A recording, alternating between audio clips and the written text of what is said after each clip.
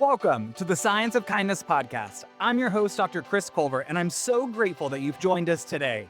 We share real stories and give you tips, tricks, and strategies to fit kindness into your life. Enjoy and know that you are a bright light in this world. Hey friends, welcome back to another episode of the Science of Kindness podcast. I'm your host, Dr. Chris Culver, and I'm so freaking excited that you're here today. Not only that you're here to learn more about the science of kindness, but you're here to be in this space with me. I'm always grateful for each of you who choose to be in this respective space. If you have not done so, make sure you subscribe and follow along. We're always sharing vulnerable experiences and stories and tips and tricks around the science of kindness. So here we go. Let's dive in. I want to start today with a statement that might feel really uncomfortable. Nice people create toxic environments. And before you check out, you exit out of the podcast, you start freaking out, and before you say, that's not me, I'm the good one, you're wrong, Dr. Culver, I want you to stay with me for a second. This is not about blaming people. Let me be clear. This is about understanding that something is happening in our schools, in our workplaces, in our leadership teams, and in our relationships every single day. Some of the most toxic environments I've ever experienced in my own schooling, my own work, the most personal to me, were not ever led by mean people. They were led by nice people. Think about a space that you've been in that felt off, right? Maybe it was a team that you were working on. Maybe it was in a work environment. Maybe it was at a school. Maybe it's in your own family sometimes, right? That's real. Or maybe it's meetings that felt tense, but nobody said why. Perhaps it was teams where things were talked about privately, but not publicly. Or leaders who smiled, but never addressed problems. Or what about those who play favorites without clear expectations and accountability for consistency across the team? You feel like you're walking on eggshells, right? All these things matter. In these specific examples, the meetings that were tense but no one said why, teams where things were talked about privately but not publicly, and leaders who smiled but addressed problems, friends, those aren't make-believe. Those are real experiences that I navigated, not only as a school administrator, but also as an executive team member. We had meetings where individuals would be in there saying the things that we needed to say, but there was no trust. There was no relationships. Everything was toxic and you could feel it. It did not feel sincere, right? Nobody was mean, but everyone was nice. There were team meetings where people would talk about things privately and we'd come to public to discuss those things. Nobody would say anything. And then they would leave and start it up again, creating division amongst the team. Those things weren't mean. They were being nice. Because if you followed along in the last episode, it's not that we are lazy, it's that we're avoiding things, right? So those individuals were avoiding those hard conversations, the moments of discomfort that were so necessary for the team to thrive and to be successful. Or this one drove me crazy. When we had a leader who would choose favorites and play favorites to her friends, rather than having clear expectations and accountability measures, or say, that's just who they are. That's not mean. That's nice. Because here's the issue, friend. Niceness avoids discomfort. So what happens? As we notice, problems don't get addressed. Tension doesn't get named. Uncomfortability isn't processed. People never feel safe enough to speak up honestly. And so slowly, guess what happens? The environment becomes incredibly toxic. And it's not because people are bad or people are mean. It's because no one is willing to be uncomfortable. I want you to cross your arms with me. We may have done this activity before in a previous episode. The most natural way, I want you to sit with it. Do you feel it? Now I want you to put the non-dominant hand on top. It's going to feel weird. It's going to feel gross. It's going to feel all of those things. That discomfort is oftentimes where kindness lives. Because it's about slowing down. It's about noticing people. It's about being intentional, right? But when we choose niceness, then we avoid all the opportunity to be uncomfortable. Toxic environments are often built on unspoken truth, right? When I worked for that individual, that leader on the executive team, that individual had a really hard time holding people accountable. That person had a really hard time receiving feedback that was critical of leadership or actions. That individual had a really hard time fostering relationships deeply rooted in trust. That individual also praised people for bad behavior because it made it easier for them to do their job. That individual also justified that that's how people are. And what happened was it impacted the leadership It impacted the way in which people perceived the leader. It impacted the way the team felt, not just the executive team, but all those underneath that team as well. It impacted what was said publicly versus what was said privately behind closed doors. It impacted how trust was evident within the space or given or received. And ultimately, it impacted performance. People were so scared to make the wrong move because they might be chastised. Or if you were the friend, this might happen a certain way, right? So here's what happened. All this niceness, all this lack of accountability, all this lack of clear expectations, all this lack that there is, guess what happened? We had a lot of niceness, friend, but we had a lot of confusion. We had a lot of inconsistency. And we had a lot of harm. Relationships were damaged at the personal level. Relationships were damaged at the professional level. And I think about, how do we set in the uncomfortability? Had a leader stepped up and actually led in that moment, what that could have looked like. And I am of the belief, you don't need a title to lead, that when you choose kindness, the right people will follow. So let me push here for just a moment. It still means that you have to set in the uncomfortable sometimes, right? It still means you have to hold people accountable and have those hard conversations.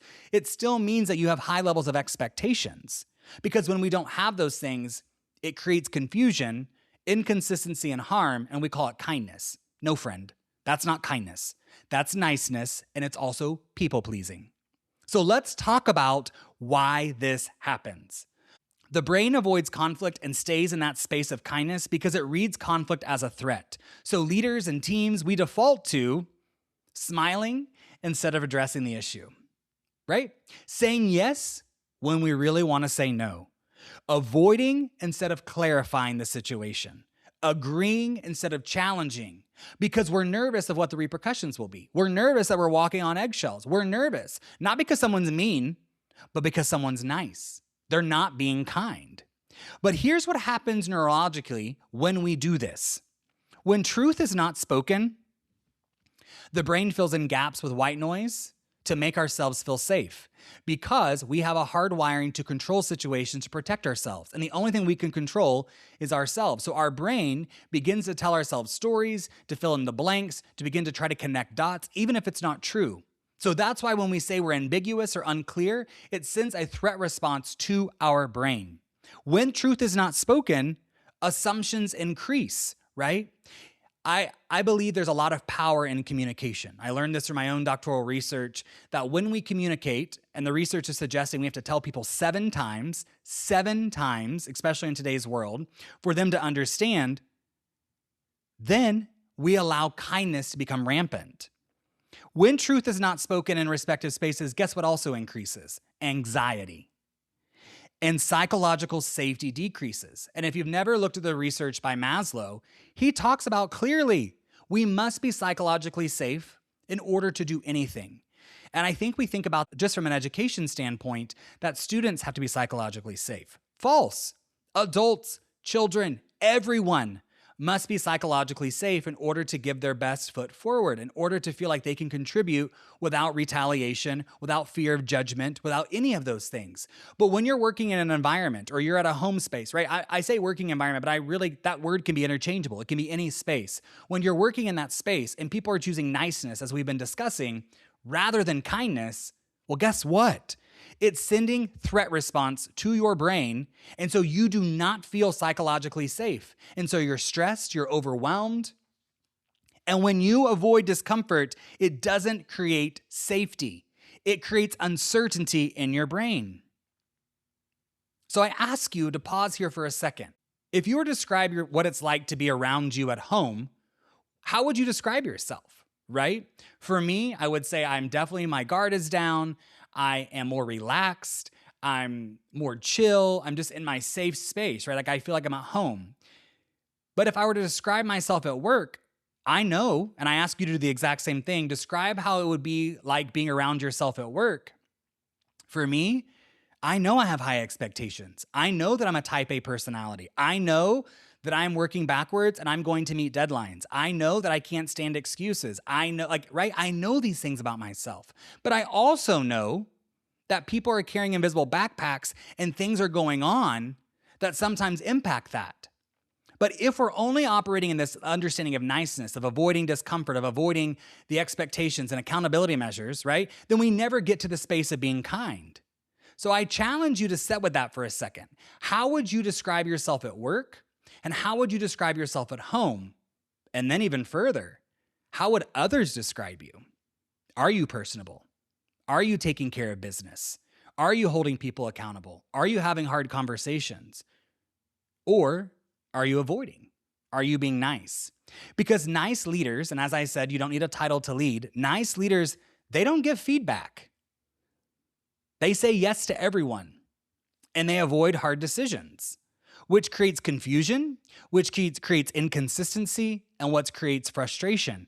And it creates stress because we don't have all the information, so our brains are filling in the white noise, and it creates stress. And when we are stressed, we automatically go to the negative. When you are kind, you give clear feedback. You have clear expectations for everyone. You address issues immediately and directly. You have care, you're honest, you're consistent, and you're predictable. And I think about that word predictable for a moment. How would people consider you? Are you predictable, or are you walking on eggshells and you might explode any moment? I share these examples vulnerably because that was my experience with my former leader. Any moment could blow, right? Never gave feedback. Said yes to everyone, avoided really hard conversations. And guess what? It blew up and it was a hot freaking mess.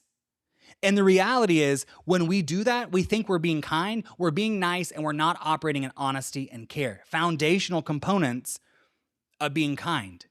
But I want to be clear, this is not about just one person, right? We all have a collective responsibility to choose kindness. So when you're working on a team, and it doesn't have to be at work, it could be with your family, faith-based organization, at a school, wherever it may be, when you're working on a team, nice teams talk privately, behind closed doors. Nice teams avoid conflict publicly. And nice teams protect feelings. And the result is there's more gossip, more misalignment, and more distrust. And I'll be vulnerable. That's exactly what it was like working in my previous organization. People talked behind closed doors. People avoided conflict publicly. People protected feelings. And what happened was there was more gossip than Bridgerton, right? If you've never watched that Netflix series, got to go check out that letter. But there was more gossip than Bridgerton. There was clear misalignment around organizational expectations and strategic plans. And there was total distrust around people to actually do the jobs that they were hired to do. And there was distrust that the team was going to hold them accountable and the leader was going to hold them accountable. When you're kind and you choose kindness for the team, then you address issues openly. You address issues immediately and honestly. You clarify expectations. You value truth over comfort. And as we've been talking about, sometimes kindness is setting in that discomfort, standing up for what's right, doing the right thing even though it's hard. And that's not unique just to work with ourselves or our boss or a team. It's also in relationships, as friends, as colleagues, as our loved ones. And in nice relationships, we avoid those hard conversations, right? We keep the peace and we ignore the tension because we think it's going to make it easier, make it better. But when we avoid those hard conversations, when we keep the peace, when we ignore tension, we create distance, we create resentment, and we create disconnection. In a world in which so many of us are disconnected, right? 1 in 5 adults say they don't have friends. 1 in 10 kids say they're lonely. 50% of adolescents say they're lonely. We really can't afford to have more disconnection. We really can't afford more distance or more resentment. And I'll be vulnerable with you for a moment. Before we dive into what kind relationships look like, when I worked with that said leader that we've been referencing through this episode, there was a time in which I had created a partnership and a relationship with one of the parents at the school where I was serving. And specifically, this one parent, after I finished my doctorate, I was in a parent meeting and she said, "Dr. Culver, can you write me a prescription for a Xanax?" And I laughed and I said, "Well, we got a different understanding of the doctor that I am. I'm a researcher." And this mom in particular had an ankle monitor on her foot. And I share that with you because it's going to play a part in the story that I'm telling. And so I worked really hard to build a relationship with this mom and to be in a working space that we could advocate appropriately for her and her child. And fast forward to high school graduation, we were on the football field and that mom had indicated that she and her son were not going to attend, we're not going to walk, we're not going to be a part of the event. And the day of graduation comes, and here we're on stage, we're getting ready to start pomp and circumstance, and the graduate's about to walk down the football field, and here comes this mom with the ankle monitor and her child running into the football stadium. And immediately, the leader and those around me were freaking out. And I wasn't. And rightfully so, I understand. There's a woman charging the stage with an ankle monitor on. You have a lot. Again, we don't have all the information. It's unclear. We are in that threat response. We are freaking out. And what I realized is that moment, rather than engaging in conversation with me, because I was responsible for those respective grade levels to ask me what was going on, they dismissed me, right? And so when that happened, it created distance in our relationship and our trust of the understanding, but it also created a lot of resentment. I didn't feel valued, and I wanted nothing to be a part of that toxic space. But what I realized is I had a relationship with that individual. And when I had to have those honest conversations with them, it worked because I was kind. And so at the end of that graduation, several days had gone forward, and I went forward and said something that I felt this way based on this. And it was really hard. It was really hard to have those honest conversations. But kind relationships, whether it be personal or professional, they have those honest conversations, and they repair when needed. Now, let me pause here for a second. Repair is a two-way street. We have to make sure that we own our part of repair and they own their part. In this respective space, the other party didn't own their repair. So there is no repair, right? But when we do these things, we build real trust, real accountability, real expectations. And a lot of times it comes from listening. Conflict is based on our interpretation of events, and we don't always have all the information. So we have to really put down our guards and give people our most sacred gift, which is our attention. So I want to pause here for a moment and ask you, where are you choosing niceness over the truth? Where are you avoiding the discomfort? What are you not saying that needs to be said? Because this is the shift. This is what it's all about. Kindness is not about being liked. Kindness is about protecting dignity. And sometimes that dignity looks like feedback, honest feedback. It also looks like clear and appropriate boundaries. It also looks like clarity and consistency. And it also looks like accountability. Kindness tells the truth with care. I want to give you a real scenario outside of some of the stories that I've been sharing. I think I shared on maybe episode 1 or 2, my partner is running for state office here in the state of Oklahoma. And it has been such an exhilarating ride, full of hope and optimism. And I have a unique role in not only being his spouse, but also playing an active role and helping in ways that I can on the campaign. And I was getting ready to travel to Washington State about 2 weeks ago. And I knew that I was overwhelmed with the demands of traveling, plus university work, plus working on some projects that are launching in the next couple of months, and just trying to juggle everything. And so I wrote an email and I said, I am committed to working in lockstep with everyone. I'm going to have to ask someone else pick up something. I'm struggling navigating all these things. And I did not push send. I put it in my drafts. And 3 days went by. And I said on that email, right, I was avoiding that moment. I was being nice, worrying about feelings. I was doing all the things that we're talking about right here in this episode and in the last one. And on day 4, I finally pushed send on that email. And friends, I could have vomited. I could have been crying. All the emotions were coming up because I was like, I feel guilty. I feel worried how they're going to process that. But what I had to realize was I was not being kind to myself. Kindness looks like boundaries. Kindness looks like having those honest conversations. Kindness looks different than what we understand as our kindergarten kindness. Share your crayons, sit on the mat, crisscross applesauce. But what was really cool is several days had gone by, right? So again, I don't have any clarity in that information, but once I've sent that email, several days had gone by and I was spiraling. I'm not gonna lie, friends. I was like, oh my God. And then I got an email back and it said, thank you so much for communicating. We got this, right? I'm gonna take this, someone's gonna take this, we're gonna figure it out. And what I realized was in a moment of chaos and distress, I was telling myself a story that wasn't necessarily true. And so how many of us do that? How many of us will avoid the conversation, sit on the email, not have the honest conversation because we're scared, but then when we do it, We're grateful that we did it because the resolution is so different than what we thought it was going to be. So, what truth are you avoiding? What email have you not sent?